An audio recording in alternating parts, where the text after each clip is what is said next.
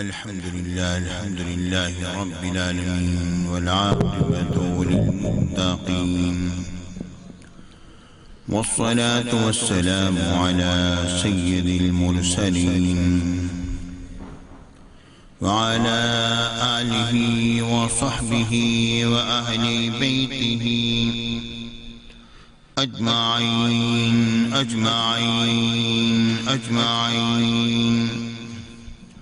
أما بعد فأعوذ بالله من الشيطان الرجيم بسم الله الرحمن الرحيم وإذا أخذ الله ميثاق النبيين لما آتيتكم من كتاب وحكمة ثم جاءكم رسول مصدق لما معكم لتؤمنن به ولتنصرنه صدق الله العظيم وصدق رسوله النبي الكريم الأمين وإن الله تعالى عز وجل قال في شان حبيبي مخبرا وآميرا إن الله وملائكته يصلون على النبي يا أيها الذين آمنوا صلوا عليه وسلموا تسليما اللهم صل على سيدنا مولانا محمد وعلى آل سيدنا مولانا محمد وبارك وصل عليه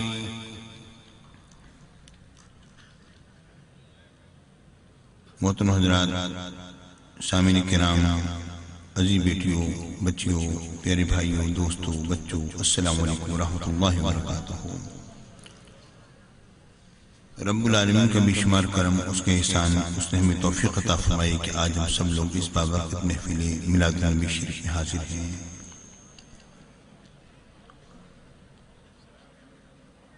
اور رب کی بارگاہ میں دعا ہے یا اللہ تو اسے اپنی بارگاہ میں شرف قبولیت بھی عطا فرمانا پیارے بچوں بیٹیوں میں بہت ہی مختصر انداز میں چند باتیں پیش کروں گا سب سے پہلے تو اپنے ذہن کو اور اپنے دل کو آپ ذرا تھوڑا کھلا کر کے بیٹھیں کہ جو بات آپ کو سچی لگے اسے ضرور مان لینا ہے کیونکہ جب تک آپ لوگ ایک نظریہ قائم کر کے بیٹھے ہوئے ہوں گے اس وقت تک بات بنے گی نہیں آپ ذرا اپنے دل اور دماغ کو تھوڑا سا کھلا کریں اور دیکھیں کہ کون سی بات صحیح ہے جو اچھی لگے صحیح لگے ذہن کے اور دین کے تقاضوں کے مطابق ہو آپ اسے ضرور قبول فرمائیں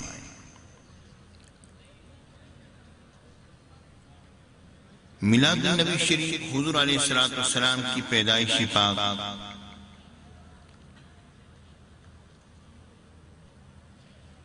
ربیع الاول شریف میں ہوئی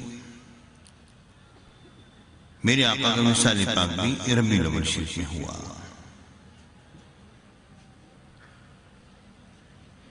سب سے پہلے تو ہم یہ غور کیے لیتے ہیں کہ آقا کی پیدائش ربیع الاول شریف میں کون سی تاریخ میں ہوئی اور وصال جو ہے وہ کون سی تاریخ میں ہوا سب سے پہلے تو ہم اس ایک بات پر غور کرتے ہیں پھر ہم آگے چلیں گے بات بڑھائیں گے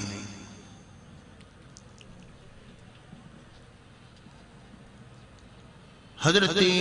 جابر بن عبداللہ رضی اللہ تعالی عنہما اور حضرت عبداللہ بن عباس رضی اللہ تعالی عنہما جابر بن عبداللہ میرے آقا کے صحابی ہیں اور حضرت عبداللہ بن عباس میرے آقا کے چچا کے بیٹے ہیں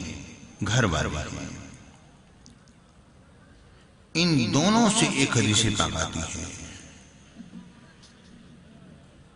یہ دونوں حضرات فرماتے ہیں کہ حضور علیہ السلام کی پیدائش 12 ربیع الاول شریف میں ہوئی ہے آپ غور کیجئے جب ان دونوں صحابیوں سے ایک روایت ہمیں مل گئی ہے تو پھر میرے خیال میں ہمیں تاریخ دانوں کے اس تحقیق کی طرف نہیں جانا چاہیے، جبکہ آج ہم یہ بات جانتے ہیں کہ چاند جو ہے وہ تاریخوں سے آگے پیچھے ہوتا رہتا ہے۔ جب ان دونوں عظیم صحابیوں نے یہ بات کہہ دی کہ حضور علیہ السلام کی پیدائش پاک 12 ربیع الاول میں ہو رہی ہے، تو اس کے بعد خامخواہ کے لیے انکار کرنے کی کوئی گنجائش نہیں بنتی ہے۔ اور پیارے بیٹوں، پیارے بچوں، میری بیٹیوں، میں آپ لوگوں کے لیے یہ ممکن ہے کہ آپ لوگوں نے مجھے پہلی مرتبہ دیکھا ہو، بہت سارے، لیکن ہاں کئی بچے مجھے لگ رہے ہیں ہمارے پاس بیٹھنے والے، آنے جانے والے ہیں۔ تو یہ کوئی ایسی بات نہیں کہ میں آپ کو ہر حوالہ اپنی لائبریری کی کتابوں سے اٹھا کر پیش کر دوں اور مستند کتابوں سے پیش کروں گا۔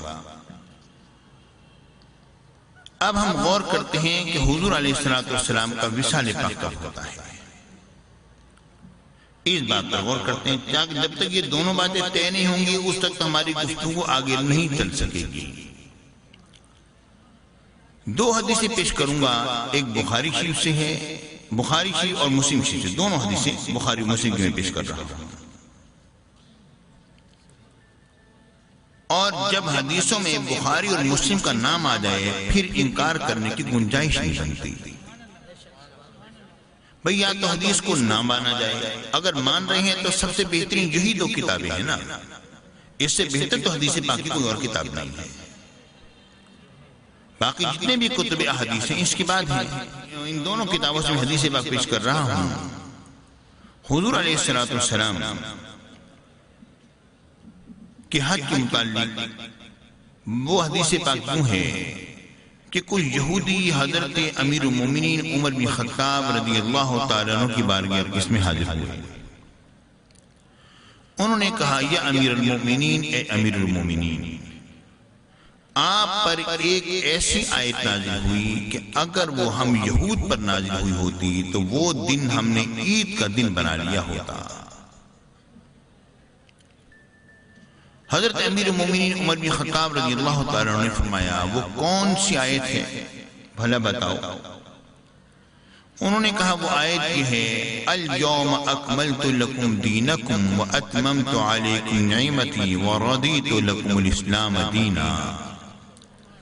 آج کے دن میں نے تمہارے لیے تمہارے دین کو مکمل کر دیا اور میں نے اپنی نعمت کو تمہارے اوپر تمام کر دیا اور میں تمہارے دین اسلام ہونے پر راضی ہو گیا۔ یہ آیت کریمہ ایسی ہے کہ اگر ہم یہود پر نازل ہوئی ہوتی تو وہ دن تو ہم نے عید کا دن بنا لیا ہوتا۔ حضرت امیر المومنین عمر بن خطاب رضی اللہ تعالیٰ نے فرمایا، مجھے یاد ہے کہ وہ آیت جو ہے وہ کب نازل ہوئی، کہاں نازل ہوئی ہمارے آقا پر، وہ دن وہ جگہ مجھے یاد ہے۔ آپ نے فرمایا کہ جمعۃ المبارک کا دن تھا، 9 ذی الحجہ تھی، اور میدان عرفات میں حضور علیہ السلام پر وہ آیت کریمہ نازل ہو رہی ہے۔ یعنی ساری دنیا یہ بات جانتی ہے کہ حضور علیہ السلام کا حج جو تھا وہ حج اکبری تھا، اور میرے آقا نے حج جو فرمایا وہ جمعے کے دن تھا، 9 ذی الحجہ جمعۃ المبارک کا دن تھا۔ اور یہ بھی بخاری اور مسلم کی روایات سے یہ بات بھی ثابت ہے کہ حضور علیہ السلام کا وصال پاک جو ہو رہا ہے وہ پیر کے دن ہو رہا ہے، سموار کے دن میرے آقا کا وصال پاک ہوا۔ اب دیکھیے، غور کیجئے، 9 ذی الحجہ جمعۃ المبارک کا دن ہے، ذی الحجہ کا مہینہ ہے، پھر محرم ہے، پھر سفر ہے، آگے پھر ربیع الاول شریف ہے۔ اسی سال ربیع الاول شریف میں حضور علیہ السلام کا وصال پاک ہوتا ہے۔ میرے آقا نے ہجرت کے بعد ایک ہی حج فرمایا اور اس کو حجۃ الوداع کہا جاتا ہے، جہاں پر کہ یہ آیت کریمہ آخری آیات میں سے ہے جو یہ نازل ہوئی ہے۔ تو یہ اس وقت نازل ہوئی، اس کے 3 مہینے کے بعد میرے آقا کا وصال پاک ہو گیا۔ اب میرے عرض کرنے کا مطلب یہ ہے کہ 9 ذی الحجہ آپ جمعۃ المبارک کا دن بنائیں، پھر ذی الحجہ کا مہینہ ہے، پھر محرم ہے، سفر ہے، اور اسی سال ربیع الاول میں میرے آقا کا وصال پاک ہو رہا ہے۔ 9 ذی الحجہ جمعۃ المبارک کا دن بنائیے، ذی الحجہ کے مہینے کو بھی آپ 30 کا بنائیں، کیونکہ چاند 29 کا ہوتا ہے یا 30 کا ہوتا ہے۔ ذی الحجہ کے مہینے کو بھی آپ 30 کا بنائیے، اور محرم کے مہینے کو بھی، سفر، تینوں مہینوں کو آپ 30 کا بنا لیں۔ اور اس کے بعد آپ دیکھیں گے کہ 12 ربیع الاول شریف پیر کا دن نہیں بنتا۔ آپ 9 ذی الحجہ جمعۃ المبارک کا دن بنائیں، اور پھر آپ ان تینوں مہینوں کو آپ 29 کا بنا لیں، تو پھر بھی 12 ربیع الاول شریف پیر کا دن نہیں بنتا۔ آپ ان میں سے کوئی سے 2 مہینے 29 کے بنائیں، ایک مہینے کو 30 کا بنائیں، پھر بھی 12 ربیع الاول شریف پیر کا دن نہیں بنتا۔ کوئی سے 2 مہینے آپ 30 کے بنائیں اور ایک مہینے 29 کا، یا 2 مہینے 29 کے، ایک مہینہ 30 کا، اور آپ 12 ربیع الاول شریف آپ دیکھیں گے کہ پیر کا دن نہیں بنتا، جبکہ آپ 9 ذی الحجہ جمعۃ المبارک کا دن بنائیں گے۔ آپ یہ دیکھ لیجئے، بنا کے دیکھ لیں، کسی ایک صورت سے بھی یہ بات ثابت نہیں ہوتی ہے کہ حضور علیہ السلام کا وصال پاک 12 ربیع الاول شریف میں ہوا ہو، جبکہ پیدائش مبارکہ سے متعلق یہ بات ثابت ہے کہ میرے آقا کے پیدائش پاک جو ہے وہ 12 ربیع الاول شریف میں ہوئی، اور اس کے بارے میں میں نے آپ کو 2 صحابیوں کی حدیثیں پیش کی ہیں، جنہوں نے فرمایا حضور علیہ السلام کی پیدائش پاک جو ہے وہ 12 ربیع الاول شریف میں ہو رہی ہے۔ اب دیکھیے، غور کیجئے، جو ہم نے یہ باتیں طے کر لی، اب ہم تھوڑا سا آگے چلتے ہیں، اور ہم نے یہ دیکھنا یہ ہے کہ کیا حضور علیہ السلام کی ولادت باسعادت منائی گئی حضور کے زمانے میں، حضور کے زمانے کے بعد، اور یہ اہل اسلام میں کیا یہ طریقہ رائج رہا یا نہیں رہا؟ آج ہم اس بات کو سوچتے ہیں اور بیٹھ کے دیکھتے ہیں، اور حوالوں سے بات کریں گے۔ ذرا اس کو تھوڑا سا غور کریں، انشاءاللہ بات واضح ہو جائے گی۔ پیارے بچوں، جب تک آپ دل کو کھلا نہیں کرو گے اس تک بات نہیں بنے گی۔ جب تک آپ نے اپنے نظریہ اگر قائم کیا ہوا ہے، اسی پر ڈٹے ہوئے ہو، تو بات نہیں بنے گی۔ آپ میری بات سنو، سمجھو میں کہہ رہا ہوں، اس کے بعد پھر آپ فیصلہ آپ کے ہاتھ میں ہے۔ ظاہر ہے میں اپنے بچوں اور بچوں سے زبردستی اس مسئلے میں نہیں کر سکتا، میں تو ایک بات پیش کروں گا، فیصلہ آپ کے اپنے ہاتھ میں ہوگا۔ جو بات سچی لگے اس کو ضرور قبول کرنا ہے۔ اب دیکھیے اور غور کیجئے کہ حضور علیہ السلام سے جب پوچھا گیا، یا رسول اللہ آپ ہمیشہ پیر میں روزہ کیوں رکھتے ہیں؟ میرے آقا نے فرمایا ولدت فیہ، میری پیدائش اس دن ہوئی اس لیے میں روزہ رکھتا ہوں۔ اگر حضور علیہ السلام کی ولادت باسعادت کو کوئی اہمیت حاصل نہ ہوتی تو حضور علیہ السلام یہ جملہ نہ فرماتے ولدت فیہ، میری اس دن میں پیدائش ہوئی ہے اس لیے میں اس دن میں روزہ رکھتا ہوں۔ میرے آقا یہ جملہ نہ فرماتے۔ حضور علیہ السلام کے اپنے نزدیک بھی میرے آقا کی ولادت باسعادت کا دن جو ہے وہ قابل تعظیم تھا، اور میرے آقا نے اس لیے روزہ رکھ کر دکھلا دیا کہ تم نے میری ولادت باسعادت کی تعظیم کرنی ہے۔ اچھا جی، اب دیکھیے اور غور کیجئے، کیا پھر ہر پیر میں، آپ ہر پیر میں چاہیں تو میلاد مصطفیٰ شریف منائیں، اور آج بھی عرب میں ایسے مشائخ موجود ہیں بڑے بڑے جو کہ ہر پیر میں ان کے یہاں میلاد مصطفیٰ منایا جاتا ہے، اور آقا کا وہ لوگ میلاد مناتے ہیں۔ تو پیارے بچوں، پیارے ساتھیوں، ذرا غور سے سنو، حضور علیہ السلام کی ولادت باسعادت، اب ہم پہلے یہ دیکھتے ہیں کیا ولادت باسعادت منائی جاتی تھی؟ بالکل، میرے آقا کے ہوتے ہوئے حضور کی ولادت سے متعلق باقاعدہ عرب میں اشعار مشہور ہوئے،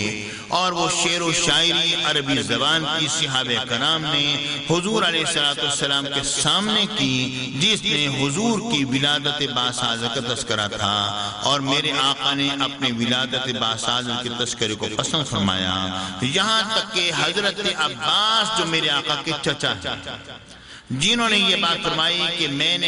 میں تو اسی وقت آپ کا قائل ہو گیا تھا یا رسول اللہ، جبکہ میں نے دیکھا تھا کہ آپ پنگھوڑے میں تھے تو آپ کے اشارے پر چاند چل رہا تھا، میں سمجھ گیا تھا کہ ماجرا کچھ اور ہے، یہ ہماری عقل سے اوپر کی چیز ہے۔ اور اس پر کیا ہوا یہ حضرت عباس رضی اللہ تعالیٰ عنہ نے میرے آقا کی بارگاہ اقدس میں عرض کیا، یا رسول اللہ کیا میں آپ کی ولادت کا تذکرہ آپ کے سامنے نہ کروں؟ میرے آقا نے فرمایا یقیناً کریں، اللہ تعالیٰ آپ کے دانتوں کو اور آپ کے منہ کو سلامت رکھے، آپ میری ولادت کا تذکرہ کریں۔ تو اس پر حضرت عباس جو میرے آقا کے چچا ہیں، انہوں نے حضور علیہ السلام کی ولادت باسعادت سے متعلق یہ اشعار پڑھے اور انہوں نے کہا وَأَنْتَ لَمَّا وُلِدْتَ أَشْرَقَتِ الْأَرْضُ فَضَاءَتْ بِنُورِكَ الْأُفُقُ فَنَحْنُ فِي ذَلِكَ الضِّيَاءِ وَفِي النُّورِ وَسُبُلِ الرَّشَادِ نَخْتَرِقُ وَرَدْتَ نَارَ الْخَلِيلِ مُقْتَتِمًا فِي صُلْبِهِ أَنْتَ كَيْفَ يَحْتَرِقُ، کہ آپ کی پیدائش پاک ہوئی کہ زمین جو ہے وہ روشن ہو گئی اور آپ کے نور پاک کی بنا پر آسمان بھی روشن ہو گیا، اور ہم لوگ اسی آپ کی ضیاء پاشیوں میں اور نورانیت میں چل رہے ہیں اور ہدایت کے راستے کو پا رہے ہیں۔ وَرَدْتَ نَارَ الْخَلِيلِ مُقْتَتِمًا، کہ آپ نار خلیل میں پہنچے جب حضرت ابراہیم علیہ السلام کو آگ میں ڈالا گیا تھا، تو آپ بھی وہاں پر پہنچے تھے کس صورت میں کہ مقتتما فی صلبہ، آپ ان کی صلب میں پوشیدہ تھے۔ انت کیف یحترق، جبکہ آپ ان کی صلب میں موجود تھے تو آگ کی مجال کیسے تھی کہ وہ انہیں جلا سکتی ہوتی۔ یہ وہ اشعار ہیں جو سیدنا حضرت عباس رضی اللہ تعالیٰ عنہ نے میرے آقا کی ولادت باسعادت سے متعلق پیش کیے ہیں، اور حضور علیہ السلام کی ولادت باسعادت سے متعلق اشعار حضرت حسان بن ثابت کی وہ مشہور زمانہ ہیں۔ وَأَحْسَنَ مِنْكَ لَمْ تَرَ قَطُّ عَيْنِي وَأَجْمَلُ مِنْكَ لَمْ تَلِدِ النِّسَاءُ خُلِقْتَ مُبَرَّأً مِنْ كُلِّ عَيْبٍ كَأَنَّكَ قَدْ خُلِقْتَ كَمَا تَشَاءُ، آپ جیسا حسین تو میری آنکھ نے دیکھا ہی نہیں، آپ جیسا خوبصورت تو کسی عورت نے جنا ہی نہیں، آپ تو ہر عیب سے مبرہ اور مصفہ ہو کر پیدا ہوئے، معلوم یہ ہوتا ہے جیسا آپ نے چاہا ویسے پیدا ہوئے۔ یہ حضور علیہ السلام کی ولادت باسعادت سے اور میرے آقا حضرت حسان بن ثابت کو اپنے منبر پاک پر بٹھا کر یہ اشعار سنا کرتے تھے، اور میرے آقا یہ دعا فرمایا کرتے تھے اللہم ایدہ بروح القدس، یا اللہ جبریل امین کے ذریعے سے تو حسان بن ثابت کی مدد و نصرت فرما۔ آپ غور کیجئے، جبریل امین مدد کرنے آئے ہوئے ہیں، حضرت حسان بن ثابت میرے آقا کی شان میں اور ولادت باسعادت کا تذکرہ کر رہے ہیں، شان میں اشعار پڑھ رہے ہیں، صحابہ کرام کی محفل ہے، میرے آقا خود وہاں پر جلوہ گر ہیں۔ اب بتلائیے یہ محفل میلاد نہیں ہے تو اور کیا ہے؟ اب اس پر اللہ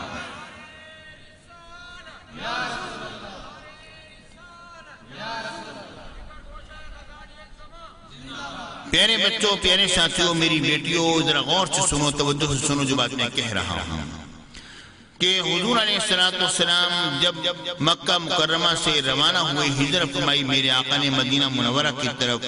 تو وہ کیا منظر تھا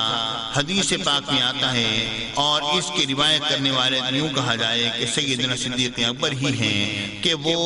اس بات کو انہوں نے کس طرح پیش کیا۔ آپ فرماتے ہیں کہ حضور علیہ السلام مدینہ منورہ میں جب داخل ہوئے تو 12 ربیع الاول شریف کا دن تھا، اور حضور علیہ السلام تشریف لے جا رہے ہیں مدینہ منورہ میں۔ بچیاں جو ہیں یہ ترانے پڑھ رہی ہیں، طلع البدر علینا من ثنیات الوداع وجب الشکر علینا ما دعا للہ داعی، وہ یہ اشعار پڑھ رہی ہیں، اور میرے آقا حضور علیہ السلام ان بچیوں کے پاس جاتے ہیں اور فرماتے ہیں کیا آپ مجھ سے محبت کرتی ہو؟ انہوں نے کہا یا رسول اللہ ہم آپ سے بہت محبت کرتی ہیں، حضور ہم آپ سے بہت محبت کرتی ہیں۔ میرے آقا نے فرمایا واللہ انا احبکم انا احبکم انا احبکم، قسم بخدا میں آپ سے بہت محبت فرماتا ہوں، میں آپ سے بہت محبت فرماتا ہوں، میں آپ سے بہت محبت فرماتا ہوں۔ اب اس موقع پر حضرت سیدنا صدیق اکبر رضی اللہ تعالیٰ فرماتے ہیں کہ میرے آقا جس وقت وہاں پر پہنچے، صحابہ کرام نے یعنی جھرمٹ میں لیا ہوا تھا اور مدینہ منورہ کی فضا میں خوشی کا سما تھا، اور لوگ کیا کہہ رہے تھے جاء محمد جاء رسول اللہ، جاء محمد جاء رسول اللہ، محمد عربی آ گئے، اللہ کے رسول صلی اللہ علیہ وسلم کی تشریف جلوہ گری ہو گئی۔ اور یہی بات جو ہے صحیح مسلم شریف میں اس طرح آتی ہے کہ حدیث پاک میں آتا ہے کہ صعد الرجال والنساء فوق البیوت، مرد اور عورتیں گھروں کی چھتوں پر چڑھ گئے، وتفرق الغلمان والخدم، غلام اور خدمت گزار لوگ اور بچے مختلف راستوں میں بکھر گئے، اور وہ یہ نعرے لگاتے ہوئے جا رہے تھے، ینادون یا محمد یا رسول اللہ، یا محمد یا رسول اللہ، وہ یہ نعرے لگاتے ہوئے کہتے ہوئے جا رہے تھے۔ یہ 12 ربیع الاول شریف کا دن ہے۔ آج 12 ربیع الاول شریف کے جلوس میں اسی طرح ہی ہوتا ہے جس طرح کہ ہم نے کیا ہے، اب سنا ہے اور پڑھی ہے یہ چیز۔ اب ہم یہ غور کرتے ہیں کہ اس کے بعد کیا یہ چیز اہل اسلام میں رائج رہی ہے یا نہیں رہی، اس بارے میں چند حوالے پیش کرنا چاہتا ہوں، ذرا غور سے سنیے اور توجہ فرمائیے۔ حضرت قطب الدین حنفی رحمۃ اللہ تعالی علیہ، ان کی بابود جن کی جو کہ 988 ہجری میں ہوئے، ان کی بات سنیے وہ کیا فرماتے ہیں۔ 988 ہجری کی بات کرتے ہوئے کہتے ہیں، فرماتے ہیں کہ ہر سال باقاعدگی سے 12 ربیع الاول شریف کے دن حضور علیہ السلام کی ولادت باسعادت حرم مکہ شریف میں منائی جاتی ہے، اور اس کی صورت یہ لکھتے ہیں، فرماتے ہیں اپنی کتاب میں، یعنی قطب الدین حنفی کتاب الاعلام بعالم بیت اللہ الحرام کے اندر تحریر فرماتے ہیں کہ 12 ربیع الاول شریف کے دن مکہ مکرمہ میں حضور علیہ السلام کی ولادت باسعادت کی خوشی اس طرح سے منائی جاتی ہے کہ مغرب کی نماز کے وقت سب کے سب لوگ جمع ہو جایا کرتے تھے، یعنی ارد گرد شہروں کے فقہاء اور ان کے گورنر جمع ہو جایا کرتے تھے، اور چاروں ائمہ، امام اعظم ابو حنیفہ، امام مالک، امام شافعی، امام احمد بن حنبل، ان چاروں ائمہ کے جو بڑے بڑے اس وقت کے قاضی تھے وہ بھی اس محفل میں آیا کرتے تھے، اور یہ مشل بردار جلوس جو ہے حرم مکہ سے خانہ کعبہ شریف سے روانہ ہوتا، اور یہ سوق اللیل سے ہوتا ہوا حضور علیہ السلام کے مولد شریف میں پہنچتا، اور میرے آقا کی ولادت باسعادت والے گھر میں وہاں پر اس کی زیارت کی جاتی، اور وہاں پر ایک عالم دین کھڑے ہو کر باقاعدہ تقریر کیا کرتے تھے، اور اس کے بعد پھر رئیس زمزم جو ہے حرم شریف کے نگران کے سامنے کھڑا ہو جایا کرتا تھا، اور اس کے بعد پھر قاضی وقت ہے بادشاہ سلامت کو بلاتا، اور پھر حرم کا نگران جو ہے وہ اس بادشاہ کو جو سلطان تھا اس مملکت کا اس کی دستار بندی کرایا کرتا تھا۔ بادشاہ سلامت کے بعد پھر وہاں کا جو خادم جو تھا حرم مکہ شریف کا اس کو خلعت عطا کی جاتی تھی، پھر لوگ واپس آتے اور آ کے حرم شریف میں آ کے بیٹھتے، اور وہاں پر یعنی ضیافت ہوتی، اور یہ لوگ دور دراز کے دیہاتوں سے بھی آیا کرتے تھے۔ اس زمانے میں جدہ شہر مکہ مکرمہ سے کافی دور تسلیم کیا جاتا تھا، ابھی بھی 45 کلومیٹر ہے۔ اس زمانے میں تو مکہ مکرمہ بھی چھوٹا سا تھا اور راستہ بھی مسدود تھا اور مشکل راستہ تھا، تو کہا گیا کہ جدہ کے لوگ بھی اس محفل میں شامل ہوا کرتے تھے، اور پھر بعد میں لوگ اپنے اپنے گھروں کو لوٹ جایا کرتے تھے۔ یہ کون لکھ رہے ہیں؟ قطب الدین حنفی اپنی کتاب الاعلام بعالم بیت اللہ الحرام میں یہ واقعہ تحریر فرما رہے ہیں کہ اس وقت کا طریقہ یہ تھا جو 988 میں ان کا وصال ہو رہا ہے، یعنی یوں سمجھیے کہ تقریباً 950 صدی میں یہ سارے کے سارے کام ہوا کرتے تھے۔ تھے اور اس سے پہلے سے یہ طریقہ رائج تھا، یہاں تک کہ امام جلال الدین سیوطی رحمۃ اللہ تعالی علیہ کیا فرماتے ہیں، امام جلال الدین سیوطی 850 ہجری میں ان کی پیدائش ہوتی ہے، فرماتے ہیں کہ حضور علیہ السلام کا میلاد پاک کا منایا جانا اور آقا کی ولادت باساز کی خوشی منانا یہ ہمارے زمانے میں ہو رہا ہے، اور اس پر اہل اسلام کاربند ہیں، کس طور پر کہ ولادت باسعادت کے دن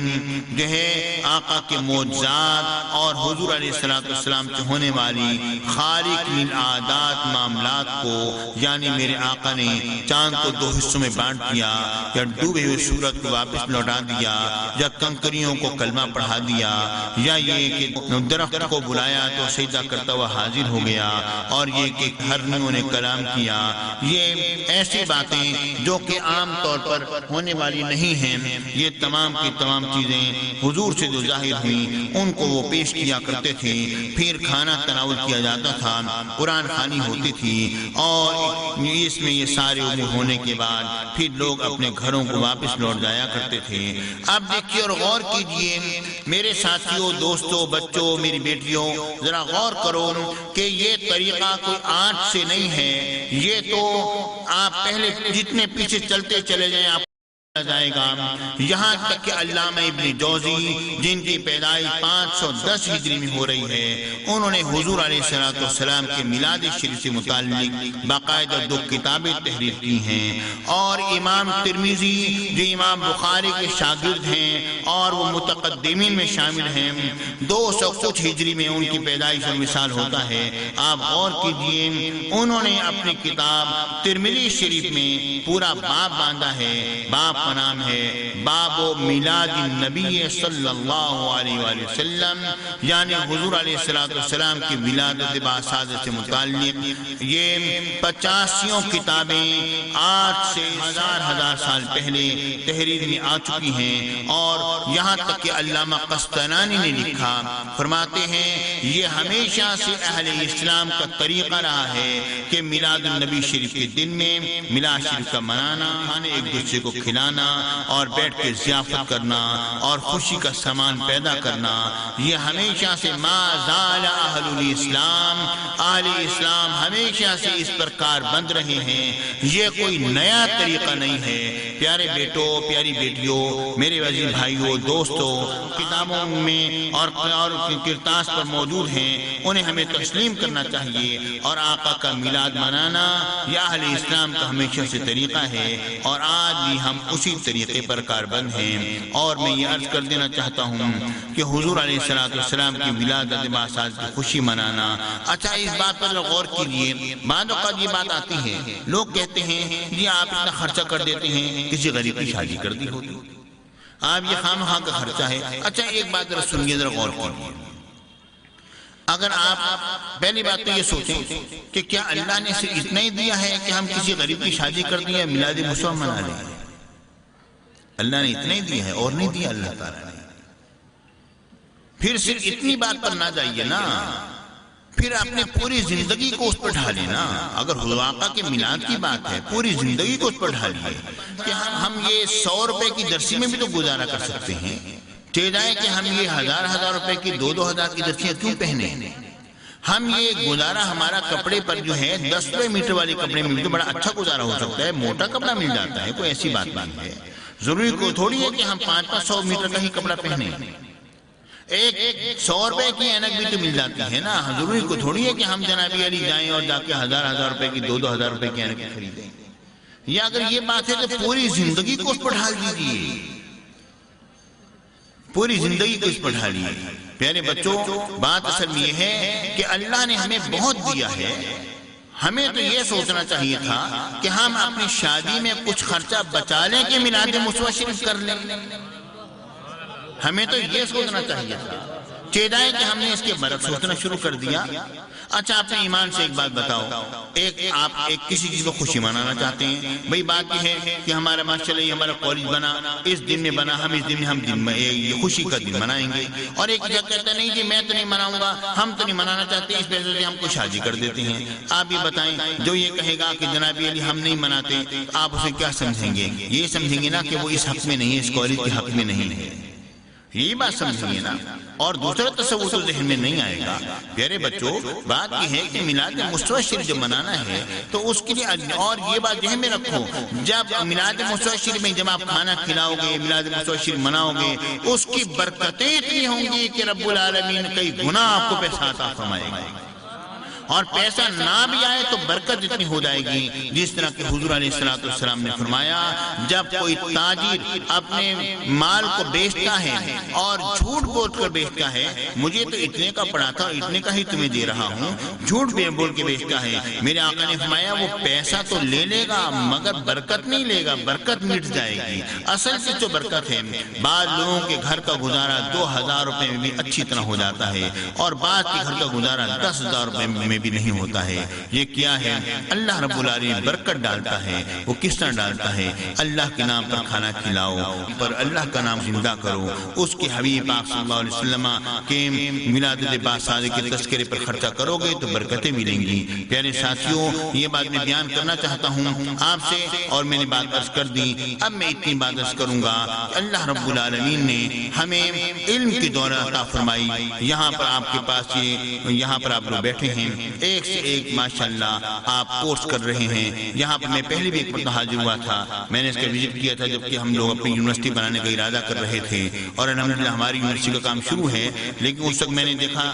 اور یونیورسٹیز میں بھی ہم لوگ گئے تھے، ہم نے دیکھنا چاہا تھا کہ کہاں کہاں پر کیا کچھ ہو رہا ہے اور کس طریقے سے کام ہے۔ کام شروع کرنے سے پہلے انسان تمام چیزوں کا وزٹ کرتا ہے اور دیکھتا ہے۔ میں نے اس وقت بھی میں یہاں پر آیا تھا، تو میں یہ بات کرنا چاہتا ہوں کہ اللہ تعالیٰ نے آپ کو یہاں پہ علم کی دولت دی ہے، مگر اس علم کو جہالت میں مت بدلنا۔ علم اس وقت تک علم ہے جب تک کہ فرامین سرکار مدینہ کے تحت چلتے رہو گے، جب تک حضور کے فرامین کے تحت چلو گے یہ علم تمہارے لیے علم ہوگا، مگر جب یہ علم اسلام سے ہٹ جاتا ہے تو یہ علم جہالت میں بدل جاتا ہے۔ اس علم کو علم بنانے کے لیے ضروری ہے اسلامی تقاضوں کو پورا کرو اور اللہ اور اس کے رسول کی محبت کو دل میں اجاگر کرو۔ یہ بات ذہن میں رکھ لو، جب تک حضور کی محبت ہے سب کچھ ہے۔ اس پر ایک حدیث پاک سن لو، میرے خیال میں مومن کے لیے وہی بہت ہے جو حضور علیہ السلام نے فرمایا لا یؤمن احدکم حتی اکون احب الیہ من والدہ وولدہ والناس اجمعین۔ تم میں سے کوئی بھی شخص مومن نہیں ہو سکتا جب تک کہ اس کے دل میں میری محبت اس کی اولاد سے ہر شخص سے زیادہ نہ ہو۔ ذہن میں رکھو پیارے بچوں، اگر تمہارے دل میں حضور کی وہ محبت نہیں ہے تو اپنے آپ کو تم ایماندار تسلیم نہ کرو۔ جان لو کہ اصل اصول بندگی استاد ور کی ہے۔ رب کی بارگاہ میں دعا ہے، یا اللہ ہم سب پر فضل و کرم فرما، سب پر رحمت نازل فرما۔